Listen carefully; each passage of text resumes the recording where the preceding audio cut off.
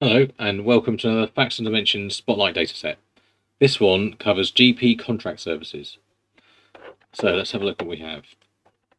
Got data going back to April 2015, as at now, all the way up to December 2022, and that'll keep going. As at now, 65.7 million rows of data, so it's extremely detailed. And you can see here 24 tables and the descriptions, so pause the video to have a quick read of that. Now there's too much here for me to dive into all the tables, so I'll just do one. Alcohol-related risk reduction scheme.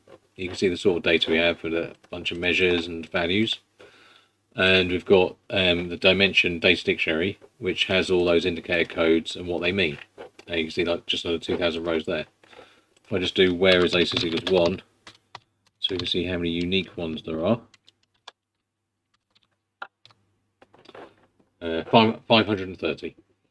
Yeah, so to really get into this, ask for a free trial and then start querying.